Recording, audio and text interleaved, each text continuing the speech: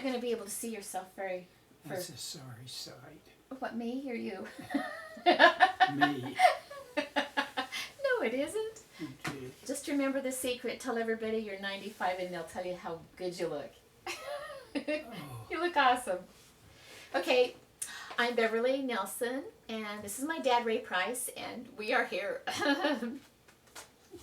Sorry. We're here to learn about Dad's life, so here we go. Dad, could you tell me a little bit about your life as a little boy? You lived in Sugar City. You were born in Sugar City, right? So, Yes. Yes. So tell me about it. Well, it was short and sweet.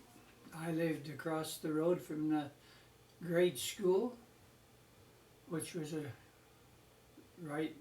the playground was right next to our house, and every summer, why, they let school out, and so all the playground was for us kids, us Price kids to play in. Oh, that sounds fun. That sounds fun. We really used it. Just a minute. Keep talking. Somebody's at my door. Hang on. Just keep talking. We edit, so. We swung in the swings and down the slippery slides and did all that fun stuff that they do at school. That's okay. It was quite exciting for little kids. And when we'd get tired, we'd go back across the street to our house and take a nap. We had a big barn by our house. A big barn. We're not talking about little barns. It had a big hayloft in the barn. And we did a lot of playing. And when I was about, I started school at that school in Sugar City.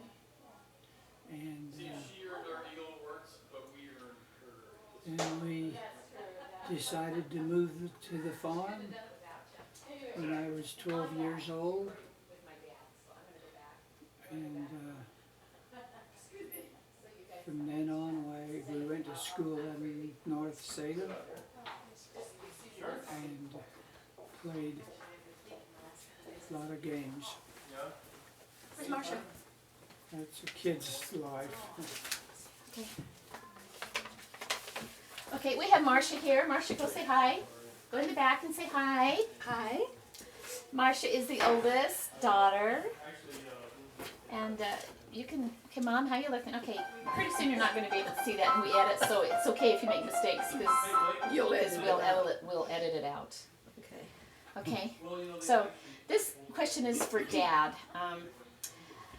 Dad, you went to school in Sugar City, but did you go, tell me about your elementary school experience. I went the first 2 years at the Big Rock Building in Sugar City, which was across the road from our house. And the third grade, I moved to the Park School, which was the other side of Sugar City, of the town. Mm-hmm.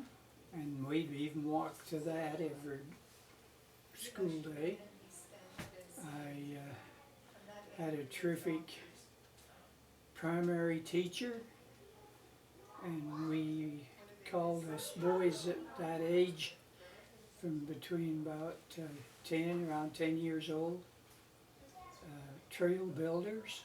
Was that in primary or school? In primary. Oh, in primary. And nowadays they don't have that trail builder. But that's what we called us when we were that young. And then what? Where did you? And I had a terrific primary teacher.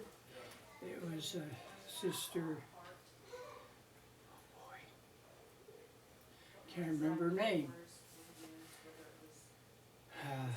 It's on the end of my tongue, and I can't remember her name. Anyway, she was like a second mother to me, and I really liked her.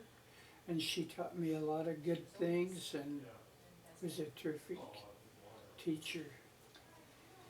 And then I moved to Salem when when I was 12 years old.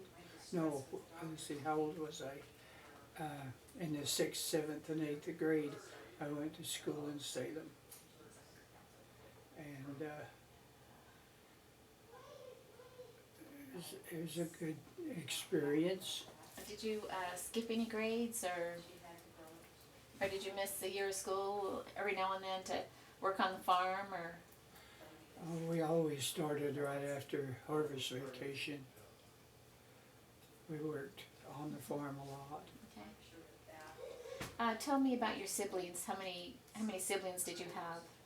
What's a sibling? Brother and Brothers or sister. sisters? Oh, I come out of a family of 10, How many boys and girls? 5 boys and 5 girls. And how tall was your mother? 5'1". 5'1". And how tall was your dad? Oh, Do you remember? He was tall as I am, about 5'7" or 8". I remember I'm him 5'7". taller for some reason. I don't know. Maybe it was because I was little.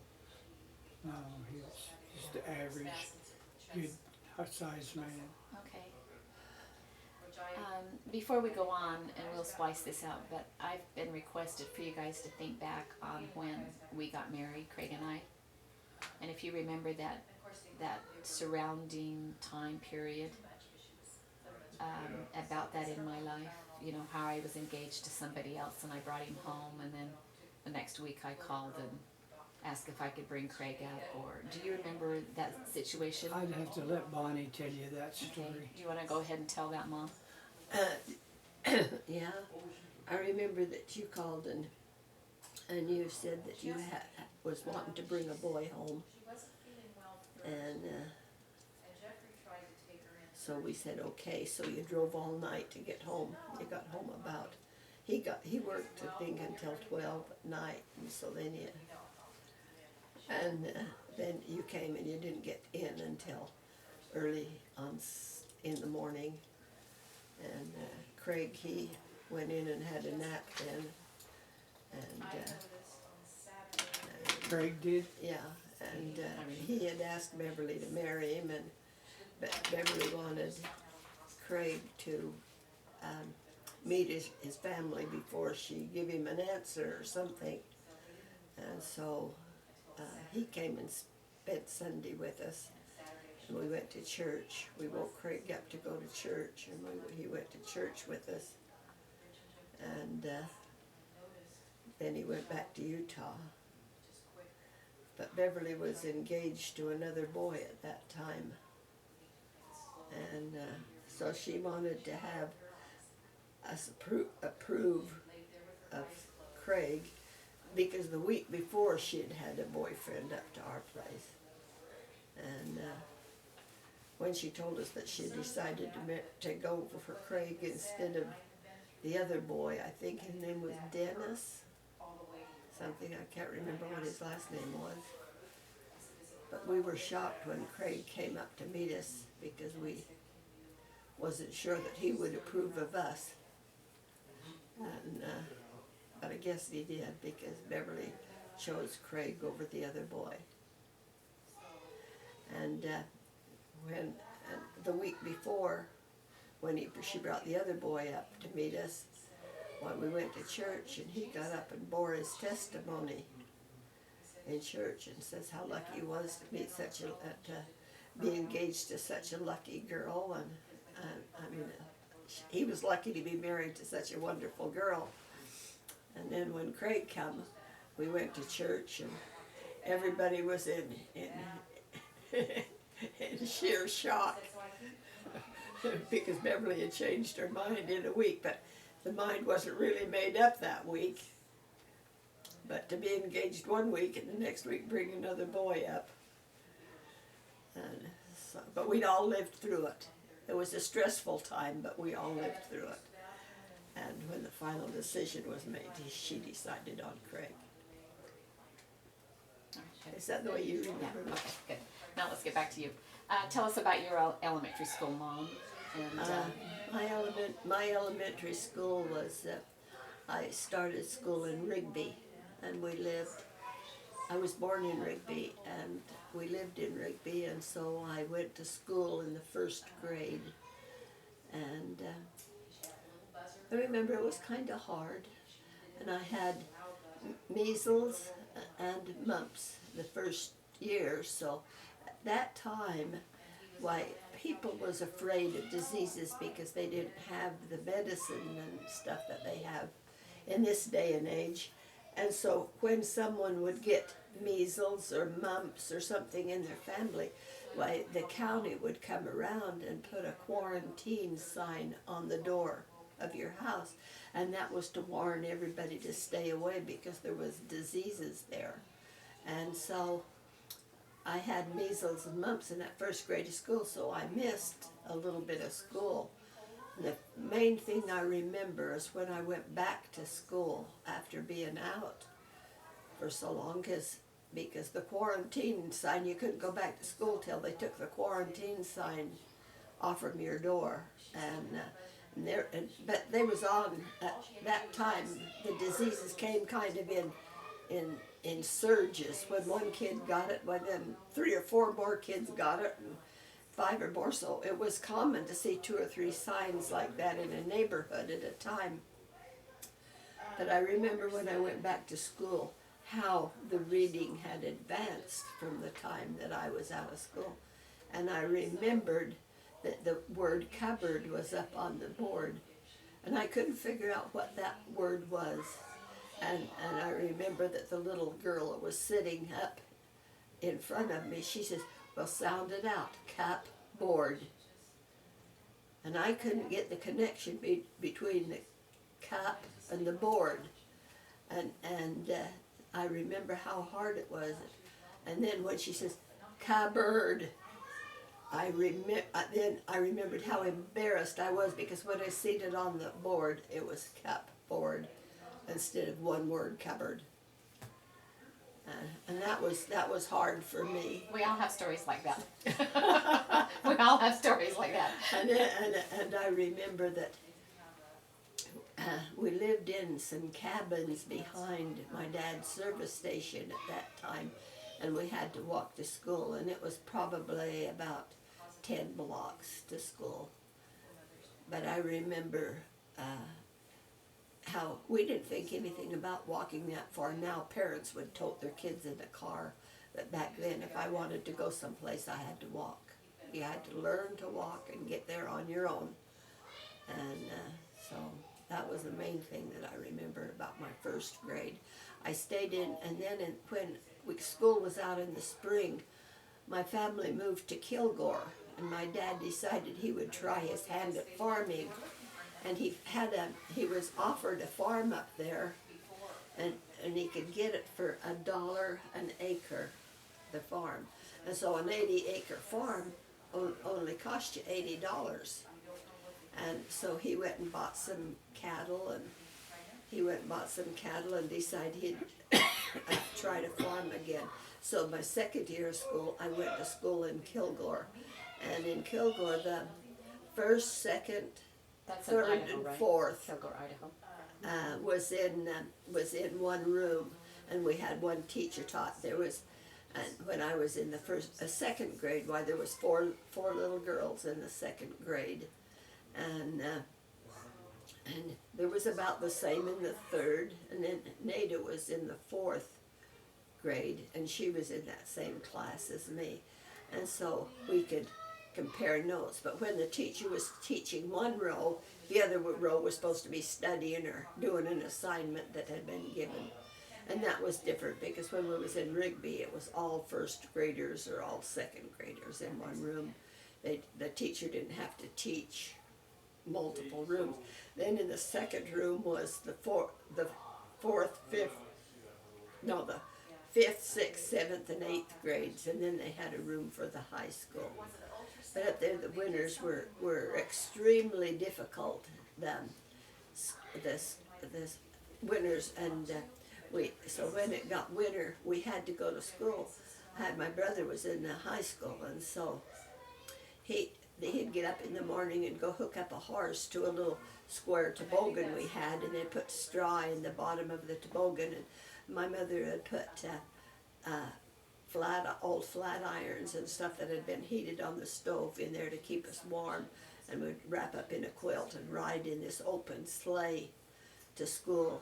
And I remember one night where there come a blizzard up in the night, in the daytime, and my dad was afraid that we wouldn't make it home, so he got on a horse and came to get us. We had another little girl that lived.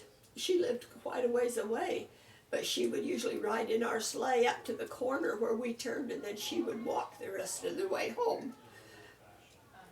And this night, this blizzard came. My dad wouldn't let her walk home.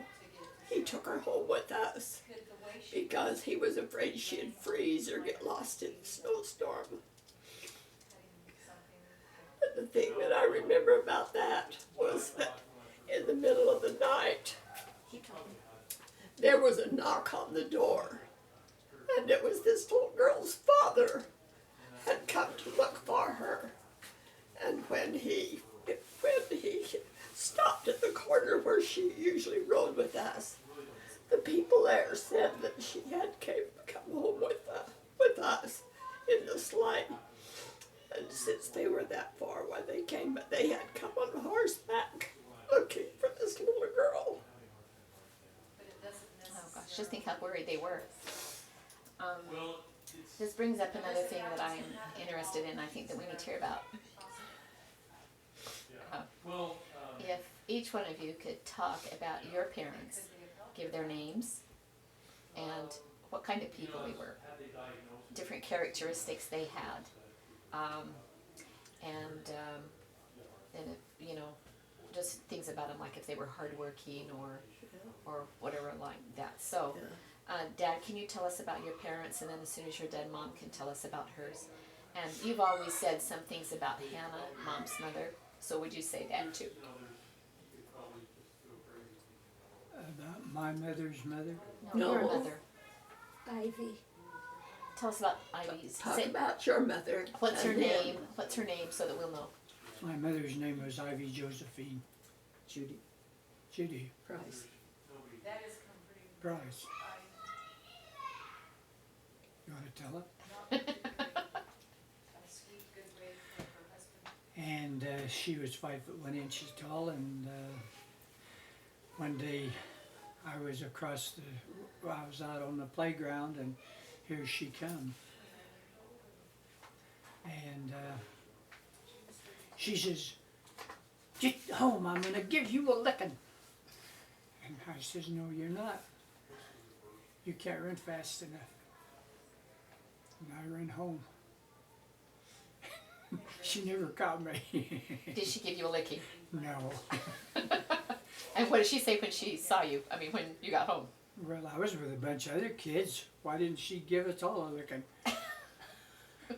No, we didn't get a licking. She just teasing us, I guess. Tell what your dad did. My father was during my years, he had a big herd of sheep, around 1,200 head. And he was a sheep farmer, sheep man. And he had around 700 acres of ground. And so he was a farmer as well.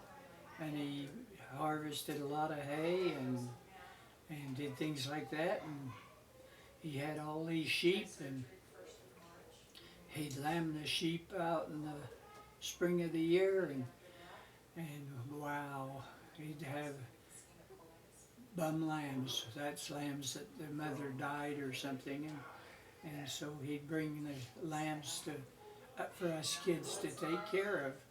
And so every spring we'd have a big herd of lambs to feed and stuff. And we always milked a lot of cows, 10 head, and it was really good. And so So that's really where you learned how to work hard. I learned to work hard, yeah.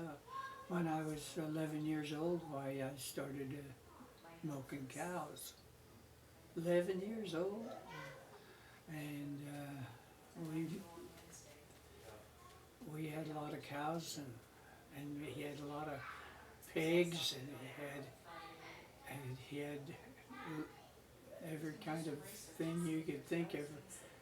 We had 2, 3 goats, and a lot of stuff, and we worked hard.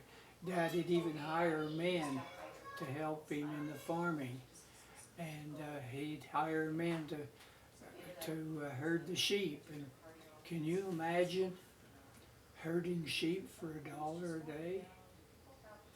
No. That's all they got paid.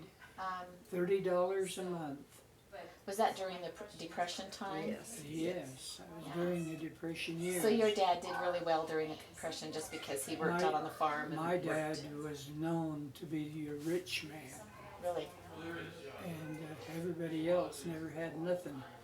And when I would talk to some of my friends, they'd say, "Well, your dad was rich, and he could feed us good, and we didn't have nothing." But that was not my fault. If you could describe your dad and your mother in just a few simple words, what kind of personality did they have?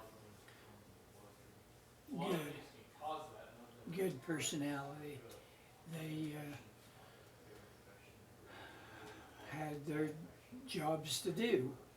My mother was a woman that would take care of anything outside, farm chores as well as in the house.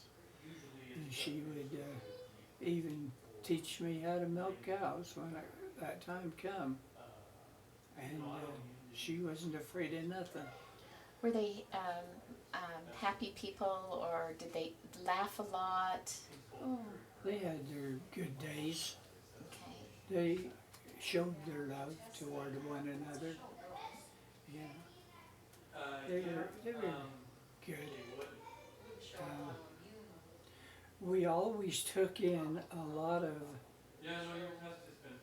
cousins and my mother's sister's kids. And every summer, we just took in other people's families practically, and Did they all work on the farm too? they'd work on the farm, but they were more kids than farmers. They were kids, but we did all right. Okay, Mom? My mother was Hannah Elizabeth Croft, and she was born in 1900, and she was born into a polygamy family. Her father had 3 wives. The first wife he had never could have any children, and so the first wife asked him to marry the second wife so that he could have children. And back in those days, it was a church policy that they could have 2 wives if they wanted to. And so my mother was born to this second wife, and she was the 5th child of 8. And so they lived very frugally. The wife, she did most of the supporting. She had a small acreage, and so she raised sugar beets, and her older boys helped her with the sugar beets. And she was always complimented. On how good her sugar beets were. They were always weed free, and she was a very, very hard working.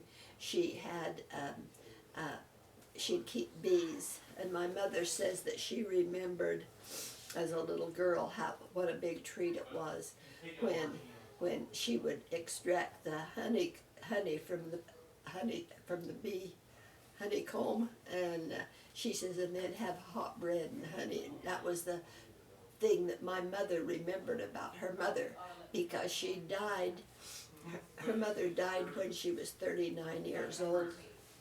And so that left the family to fend for themselves. The older children, they was old enough, the boys was old enough to get them jobs and work for other farmers and work out. But, and the oldest daughter, she went and took the two youngest children into her home. She was about 18, and she was ready, and so she took the younger two children, and so that left my mother and a sister that was just older than her, kinda, to be able to fend for themselves. And she was only 5 years old. But she says from the time her mother died, she never had a home. She says she carried everything she owned in a flour sack. Now, a flour sack was, they used to buy flour in a 50-pound sack. And it was a cloth sack. And the cloth sacks were salvaged to make little girls' dresses or to make dish towels or to make something, but they usually, and my mother had a flour sack, and so everything she owned, she would put in this flour sack and carry it with her.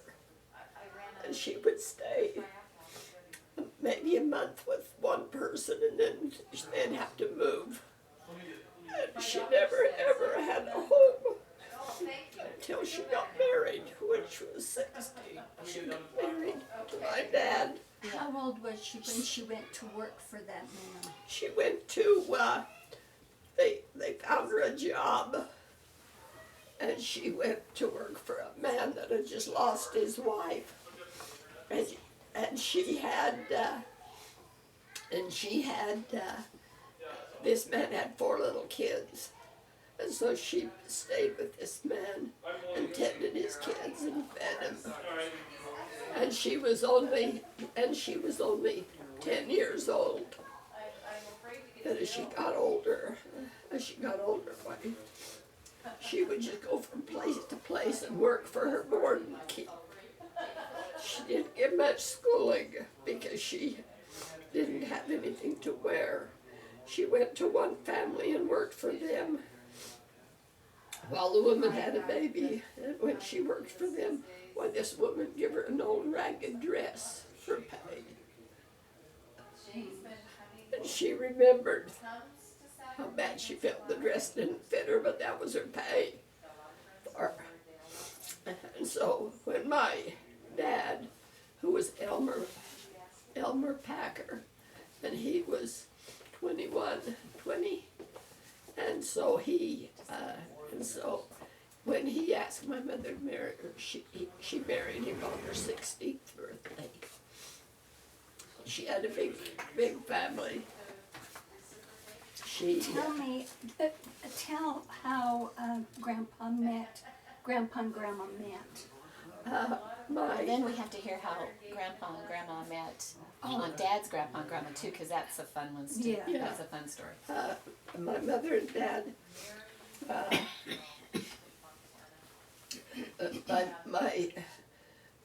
my father's mother had took care of people into her home for a doctor that lived in town, and when they needed special care, like overnight care or something, my grandmother would take them in. My father's mother would take them into her home, and and my mother's half sister worked for her sometimes, and so when my mother came to visit her sister that was working for my grandmother, she met my father, and he fell in love with her. She was she was just 12 years old, but my dad fell in love with her. How old was he? He He was just a young man too. Yeah, he was older. He was about 5 years older than Mother, and so when he was 21, my mother was 16. They got married, and that was the first home my mother ever had. Was when she got married, and so she was a good wife. She was a hard worker. She knew how to cook. She knew how to make $1 stretch. My dad told me the story that his dad told him. Now, it's kind of interesting. He told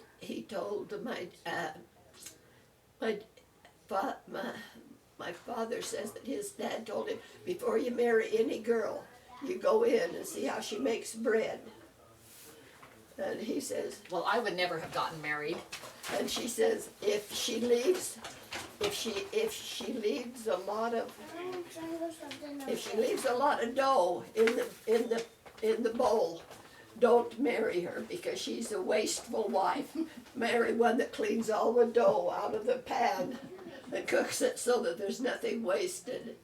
And he says some wives can throw more out the back door than a man can bring in the front door. And so my dad, he listened to his father's advice.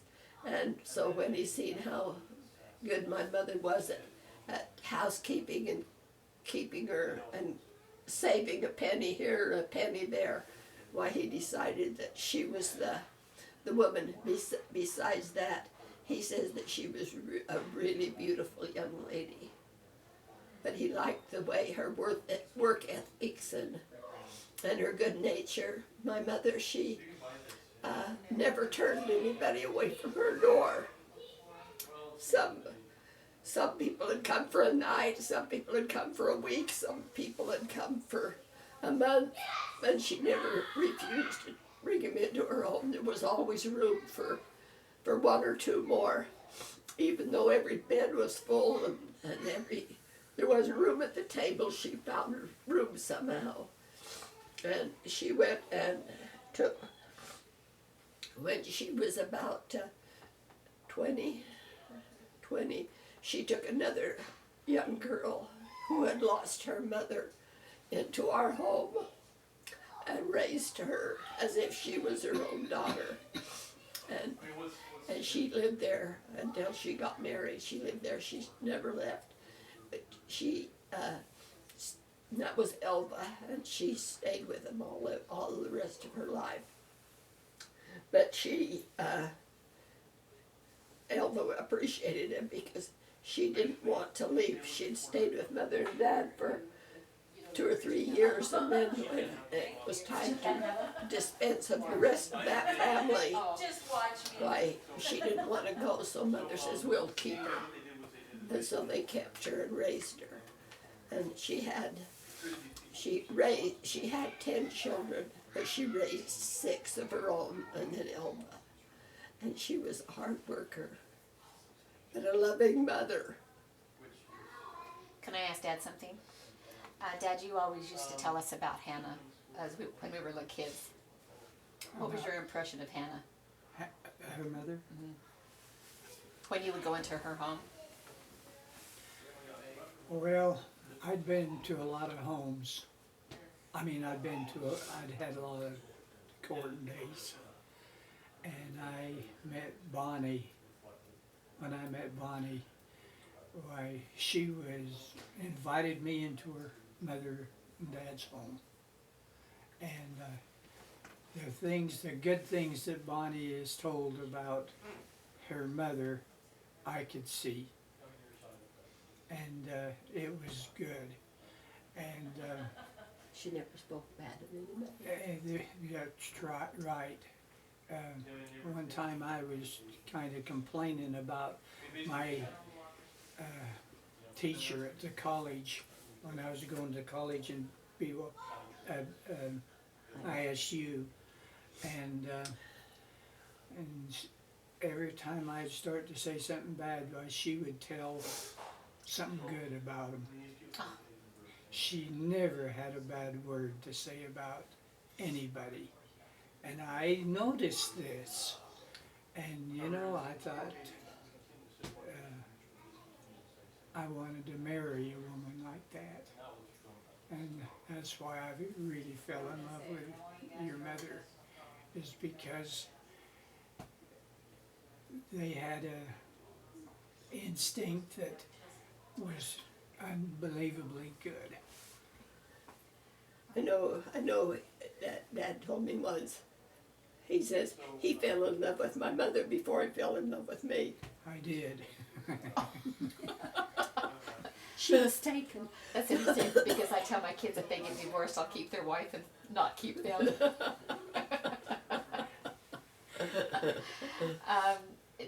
Did we get done with that part No. about your parents? I did. I did. I'll tell a little bit about my dad. Oh, okay. My dad was a hardworking man. He didn't come from a wealthy family. He came from a poor working class people, and but he was a hard worker, and he always supported his family. If it took 2 jobs to support him, why he'd take 2 jobs, other than not support him. And he tried several things during his life. He tried several things during his life that didn't pan out like he wanted them to, but he was always willing to switch and do something better to see if he could better himself.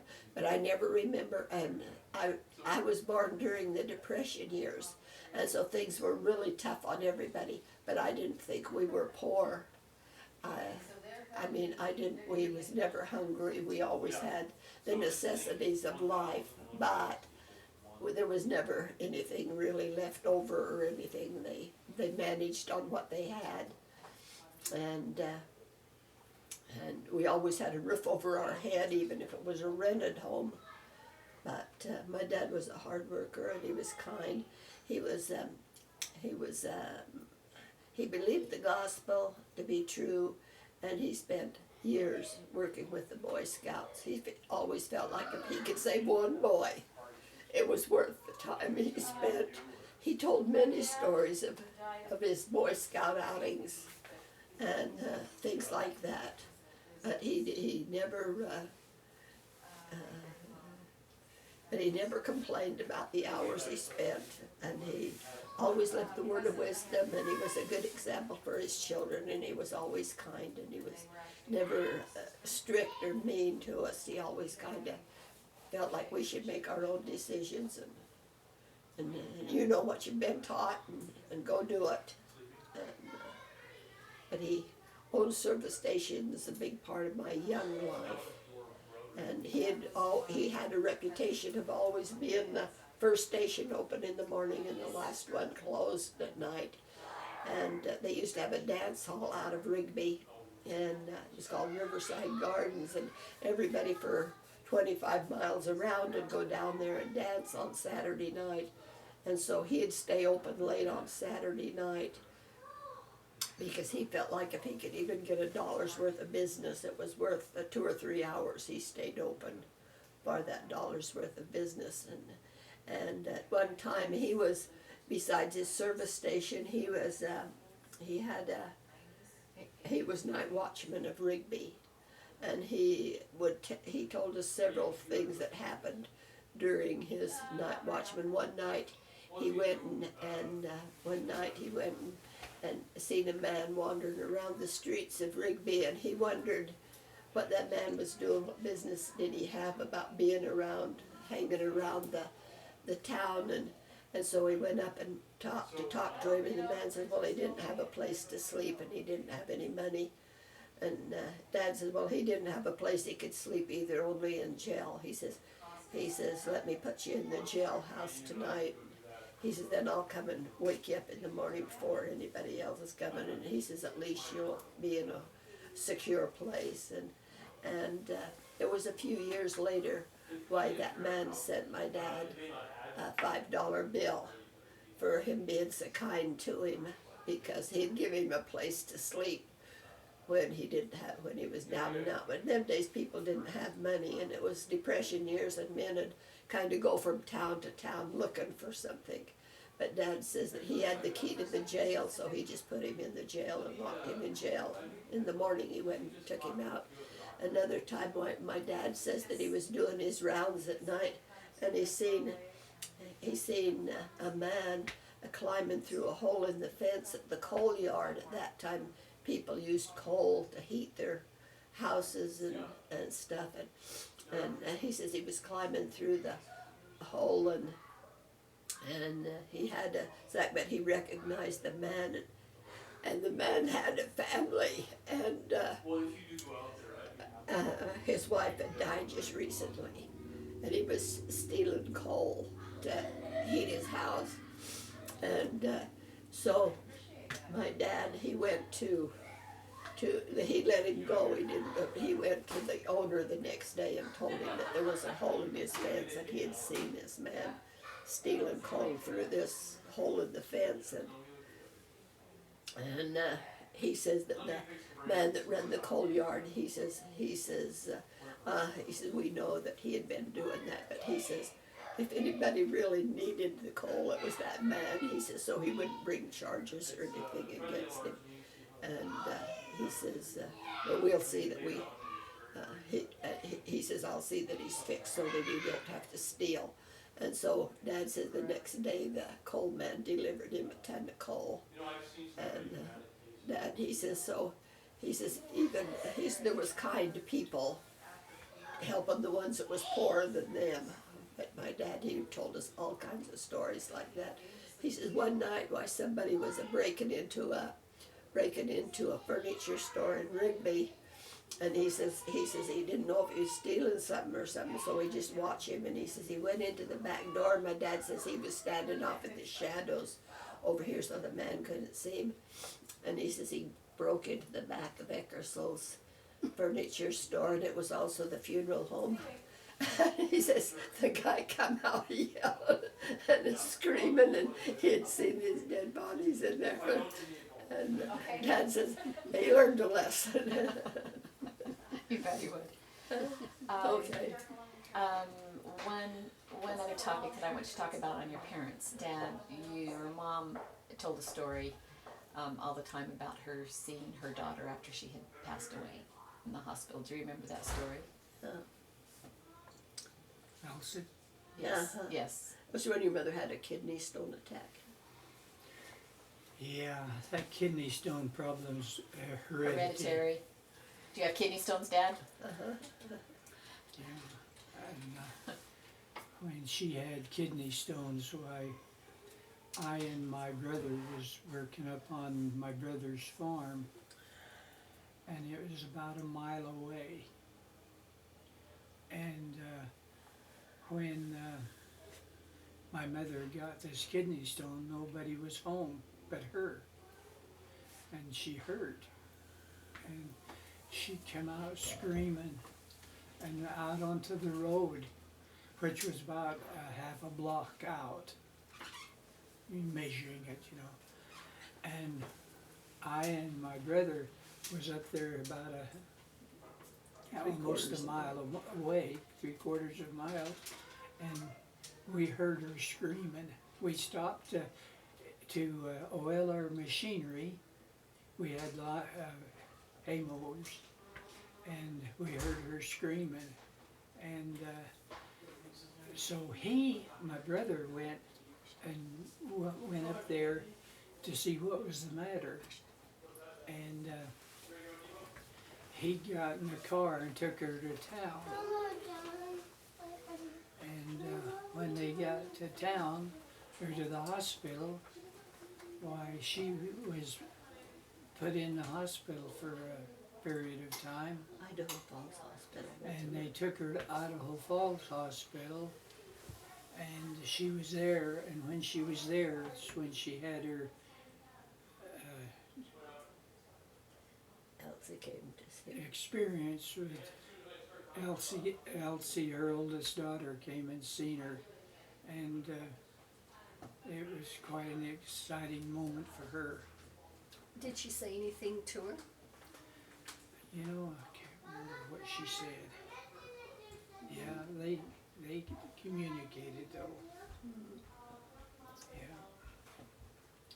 Tell us about Grandpa and Grandma Price and how they met.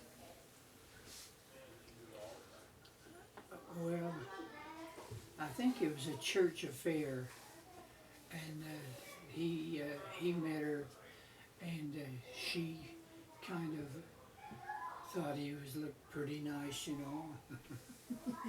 And but anyway, they courted a while, and finally they got married, and when they had a child, how old was that child when he went on a mission? 18 months. She was just a little, he was just a little baby. And my father, the church called him on a mission. And looking back on it now, I'd say, my goodness, you know. But my father went on a mission to Oregon and was gone for a full mission. And it was quite interesting. And my mother would tell how she would tend the kids and attend the boy and stay home alone. And then she they applied for a home down toward Idaho Falls, They were going to homestead. dry farm. And while he was still on his mission, and so she went down there and stayed on that farm, because somebody had to be on the farm in order for him to hold it. And it was quite exciting. But my dad was always a religious man. He, when I got big enough to go to church, I always remember him teaching a Sunday school class and things like that all the time. He was quite active. So let's move. I don't know what else she wanted you to tell, but now have you told how you met Mom?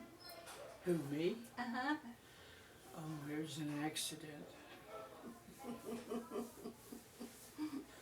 Do you want As to your- tell it, or do you want As me your to face tell it? lights up. I had a friend that I was going to school with from Sugar City, Lamar Pincock, and him and I grew up together, and I was going to school at ISU also, and so one Friday we decided that we'd go to the fair. And the fair was in Blackfoot, and we were in Pocatello. But that was all right.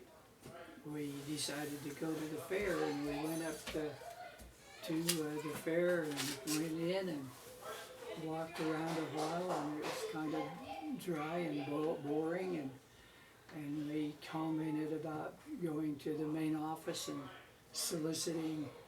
having them solicit a girlfriend or two, so we'd have someone to visit, and that didn't pan out. But we went over, and eventually there was a couple girls throwing darts at balloons to bust the balloons, and. We went up there and I was showing them how to hit the balloons with the dart, and they were better at it than we were. They were better at hitting the balloons than we were. Did you know right off which girl you wanted to date? Oh yes, oh yes. Bonnie had freckles over her nose. And I liked freckles, and she was a cute gal. She's still cute, and